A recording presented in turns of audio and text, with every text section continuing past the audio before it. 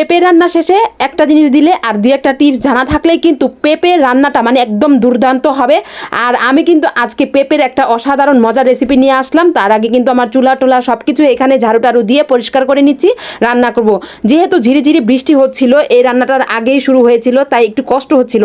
এত বড় একটা পেঁপে আমার মানে হাতে নিতে অনেক কষ্ট হচ্ছিল, কারণ মানে মনে হচ্ছিল অনেক ওজন এই পেঁপেটা। তো দুটো তিনটা পেঁপে কিনেছিল মনে হয়, হয়তো তো আমি একটা নিয়ে আসছিলাম। তো এইদিকে পেঁপেগুলো আমার মা ভালো করে কেটে দিচ্ছিল। আমি পেঁপেটা কাটতে পারি না তেমন ভালো করে, তাই উনিই কেটে দিচ্ছিল আর সুন্দর মতো টুকরা করে দিয়েছিল, এত সুন্দর সুন্দর টুকরা করে। এইভাবে পেঁপে রেসিপি করলে কিন্তু অনেক ভালো লাগে। এই যে দেখেন বৃষ্টি শুরু হয়ে গেছিল, রান্নার মাঝখানে যদি এমন হয় তাহলে বলেন কেমন লাগে। যাই হোক, অপেক্ষা করা শেষ হয়ে ভালো করে আমি সব কিছু ক্লিন না করে আমি রান্না করতে বসে গেলাম বৃষ্টি থামা মাত্রই। তো আমার চ্যানেলটি ভালো লাগলে অবশ্যই সবাই আমার চ্যানেলটি একটি সাবস্ক্রাইব করে আসবেন যদি ভালো লাগে। আমি অনেক সুন্দর সুন্দর মজার মজার রেসিপি নিয়ে আসি আর শর্টকাট পদ্ধতিতে রান্নার চেষ্টা করি এবং খুবই সুস্বাদু হয় সেভাবে রান্না করার চেষ্টা করি। অবশ্যই লাইক দিয়ে কমেন্ট করবেন কেমন হয়েছে আমার আজকের রেসিপিটি। প্রথমে তেল দিয়ে আমি এখানে এলাচি, দারচিনি, আমি শুকনা মরিচ দিয়েছি। শুকনা মরিচ দিয়ে ভালো করে তেলে আমি নেড়েচেড়ে দিয়ে পেঁয়াজটা দিয়েছি, একটু আদা রসুন বাটা দিয়েছি।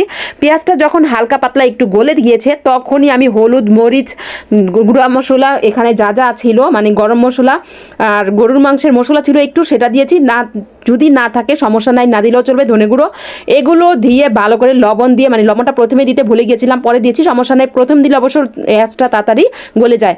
ভালো করে নেড়ে চেড়ে আমি ভালো করে মশলাগুলো কষিয়ে নিব। তো যাই হোক, আমার কথার মাঝখানে একটু ভুল হতেই পারে, সবাই অবশ্যই ক্ষমা দৃষ্টিতে দেখবেন, যেহেতু তাড়াতাড়ি করে কথা বলি, ভয়েস দেওয়াটা অনেক কষ্ট। তো মশলা টশলা কষিয়ে তারপর আমি মাংসটা দিয়ে দিয়েছি। মাংসটা দিয়ে ভালো করে নেড়ে চেড়ে দিচ্ছি। আমি রান্না করার মাঝখানে আমার ভাই এসে মাঝখানে মানে খাওয়া শুরু করবে এমন অবস্থা করছিল। আমি খেতে দিইনি, অনেকক্ষণ কন্ট্রোলে রেখেছি ওরকে, তারপর আর সহ্য করতে পারেনি। যাই হোক, পুরো ভিডিওটি দেখলে অবশ্যই সবাই বুঝতে পারবেন। তো মাংসটা ভালো করে কষিয়ে নিচ্ছি। এরকম দুই একটা টিপস জানা থাকলে এবং শেষে অবশ্যই দেখবেন যে কী দিই, এটা দিলে কিন্তু পেঁপের আসল স্বাদটা পাওয়া যায়। তারপর সিদ্ধ হওয়ার পর পেঁপে আর আমার মা একটা সাথে আলু দিয়েছে, এটা আলু দিলে নাকি ভালো লাগবে, তাই আলুটা দিয়েছে। তারপর নেড়ে চেড়ে দিচ্ছি। এখন ভালো করে কষিয়ে নিব। এটা হতে আমার একদমই সময় লাগেনি। আমি ভাবলাম যে হয়তো মাটির চুলাতে রান্না করছি, সময় লাগবে, আবার ভয়ও পাচ্ছিলাম, যেহেতু দেখেন রোদ নাই এখানে, রান্না করার সময় বৃষ্টি চলে আসে নাকি, মানে সেই ভয়ে ছিলাম। তো যাই হোক, আমিও এক টুকরা কষানো মাংসটা ট্রাই করলাম কেমন লাগে। আমার তো আর লোভ সামলানো যাচ্ছিল না, কারণ কষানো মাংস থেকে আমার এরকম এক টুকরা না খেলে হয় না। তারপর যখন কষানো হয়েছে তারপর আমি একটু পানি দিয়ে কাঁচামরিচ দিয়েছি বেশি করে, অনেক ভালো লাগবে। পেঁপে তরকারিটা অনেকে খেতে চায় না, এভাবে রান্না করলে কিন্তু খুব মজা করে খেতে পারবে এবং এটা কিন্তু রুটি, পরোটা, ভাতের সাথে মানে সেই লাগে। এই যে আমার ভাইটা চলে এসেছে খাওয়ার জন্য, ও নাকি মানে একটা মাংস খাবে বা হাড্ডি খাবে এমন অবস্থা করছিল। তো ভাবলাম যে নে তুই নেড়ে চেড়ে দে আর নিয়ে আজ এক টুকরা, আর আমি এখন ভিডিও করে দিই। তো আমার মা এসে কি করলো, যখন মাংসটা হয়ে গেল এখন গরম টালা জিরা দিল, যেটা দিলে পেঁপের আসল স্বাদটা, পেঁপে রান্নার আসল স্বাদটা পাওয়া যায়। অনেক মজা লাগে, অনেক ভালো লাগে।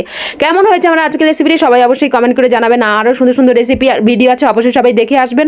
সবাই ভালো থাকবেন, সুস্থ থাকবেন, স্বপ্নের পথে পাশে থাকবেন, আমার জন্য দোয়া করবেন আমি যাতে অনেক সুন্দর সুন্দর রেসিপির ভিডিও নিয়ে আসতে পারি আপনাদের জন্য। আল্লাহ হাফেজ।